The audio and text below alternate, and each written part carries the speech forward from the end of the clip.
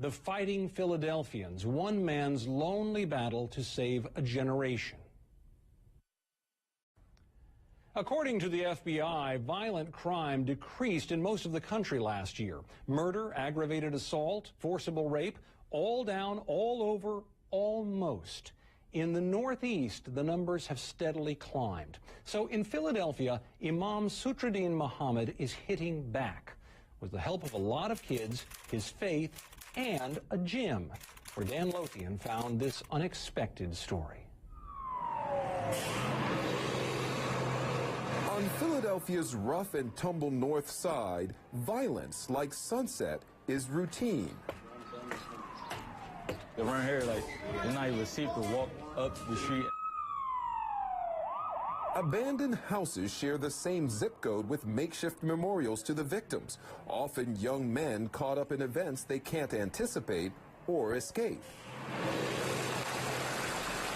Somebody from another hood come down and start shooting us for no reason. But in the middle of this hood is a former plumbing supply warehouse, a ray of sunshine where Imam Muhammad is renovating the structure and young lives. This particular area was an area that was averaging 6 murders a month. There was a lot of violence, a lot of crime, just a lot of trash, a lot of, debris. So this is the kind of place people would be running away from? Yes. But you were coming here? We were coming here. Despite the violence, yes, the gang violence, the shootings, yes, the deaths, you came here. Why? Change. We needed to bring about change. And that is what led to this. Let's box. A boxing gym in an unlikely place, right above his mosque.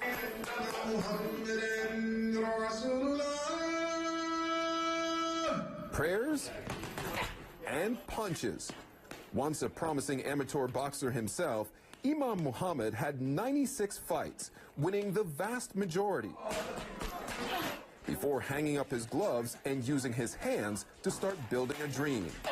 He's reaching out to young people trapped in tough corners and risking a knockout punch in the process. Do you have young people who've been in gangs?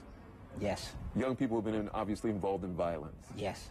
Drop out from school? Yes. What is your hope for them when they walk in this door? Our hope for them is that they will immediately turn their life around.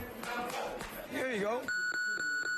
The idea of a religious man teaching a violent sport as a means of escaping violence is not without controversy.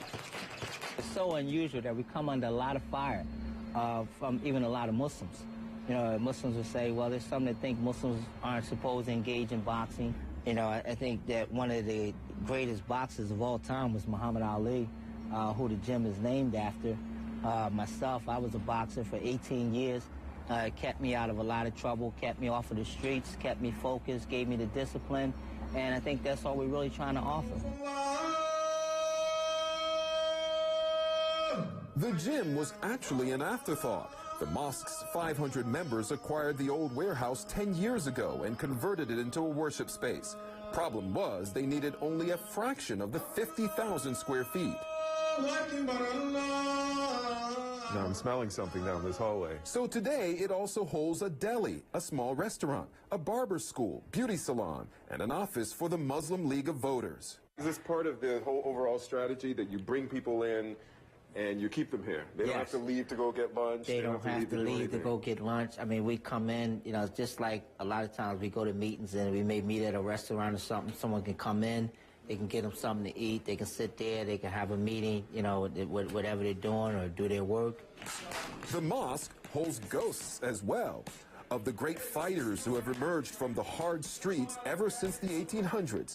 Champions like Joe Frazier, Sonny Liston, and Joey Giardello. Philadelphia, as everyone knows, has a rich boxing history, but lately a lot of the boxing clubs have closed their doors. In fact, Joe Frazier's facility recently shut down.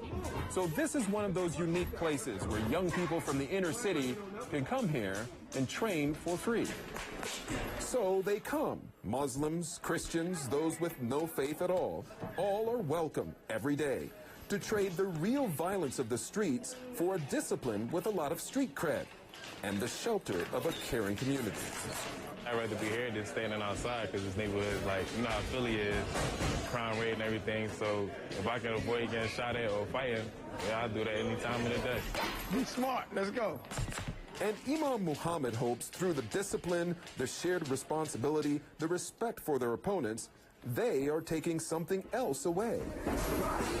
You're trying to show them what real success is. Yeah, we're trying to show them what real success is. We're really trying to show them, you know, that this is what you can do. You can be something. You can make something out of your life. You can be a champion. Against the brutal backdrop of life here, he insists each round in the ring counts. Nice try, nice try. We don't have a lot of time to think about doing good or what good we need to do. We need to do it immediately. After all, he knows this is the fight of his life, and theirs too.